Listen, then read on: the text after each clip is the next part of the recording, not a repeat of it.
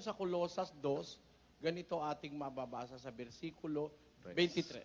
Ang mga bagay na iya'y katotohanang mayroong anyo ng karunungan sa pagsambang kusa at sa pagpapakababa at sa pagpapahirap sa katawan, ngunit walang anumang kabuluhan laban sa ikalalayaw ng laman. Hindi naman mo yung katawan mo, sinugatan mo, mapapatawad ka sa kasalanan eh. Lalo pang madadagdagan ang kasalanan mo. Kasi yung pong kasalanan, ng kahulugan sa Biblia niyan ganito. Sa unang Juan 3:4, ganito nakasulat. Ang sino mang gumagawa ng kasalanan ay sumasalangsang din naman sa kautusan. At ang kasalanan ay ang pagsalangsang sa kautusan. Ang kasalanan po pagsalangsang sa utos. Pagka nilabag mo yung utos, nagkakasala ka. Ano po ba utos ng Diyos? Pakinggan nyo sa 19 ng Levitico. Pakilagay sa screen. 28. Huwag ninyong kukudlitan ang inyong laman dahil sa namatay. Ni huwag ninyong lilimbagan ang inyong laman ng anumang tanda. Ako ang Panginoon. Kahit nga lang tatuan mo yung sarili mo, bawal eh. Kudlitan mo, bawal eh. Yung pampahirapan mo. Ang may-ari niyan ang Diyos eh. Iniingatan nga ng Diyos yan, sinisira lang natin eh. Tingnan ninyo ang Diyos, binlagyan tayo ng tinatawag sa katawan na yung defense mechanism. Yun po ang tawag sa siyensya, yung immune system. May panlaban tayo. Bawa, nahigup mo o nasinghot mo yung mikrobyo o virus. Nandito pa lang yun sa may nasal cavity na kung tawagin yung mga sinuses dyan. Hahatching ka na ng hahatching. Sisipunin ka. Kasi yung effort ng katawan, ilabas yun eh. Kaya sisipunin ka para lumabas yun eh. Kung meron diyang marumi, para lumabas yun. Kung merong mikrobyo, para lumabas.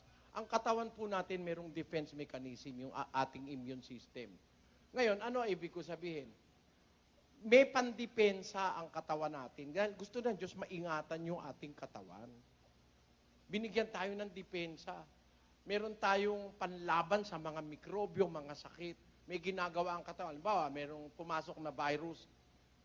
Ang virus po at saka bacteria, nabubuhay po yan sa normal temperature eh. Ngayon, pagka mataas po ang temperatura, pag mainit, namamatayan. Kaya tinyo pinakukuluan natin yung mga bagay na dapat pakuluan para mawala yung mikrobyo. Ang katawan, pagka may pumasok na mikrobyo, may infeksyon, patataasin ng katawan ng kanyang temperatura, kaya tayo nilalagnat eh.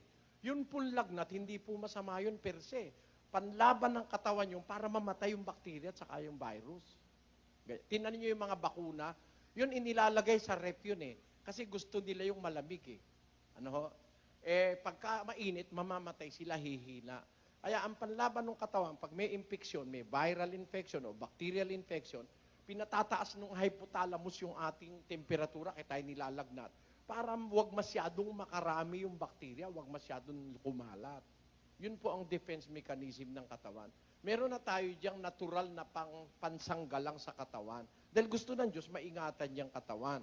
Pakinggan niyo po sa unang Tesalonica 5:23. At pakabanalin kayong lubos ng Diyos din ng kapayapaan.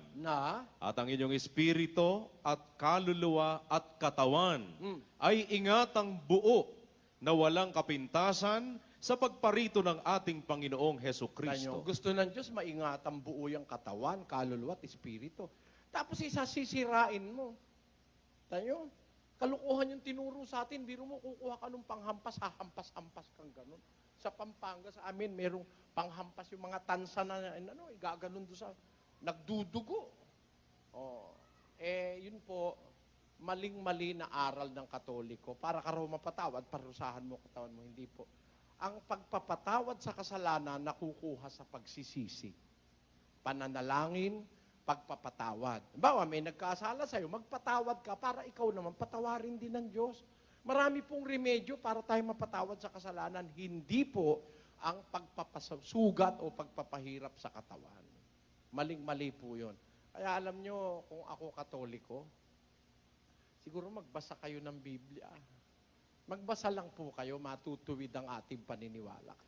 Ayun. Kaya kailangan po salita ng Diyos ang ating pag-aralan, Biblia. Tingnan ninyo, nagpapahirap mo yung katawan mo, mali naman pala ginagawa mo, kasalanan pa sa Diyos. Kasalanan po yun. Wala pong batas si Kristo yung katawan mo, pahirapan mo. Wala po. Maraming salamat po. Salamat po.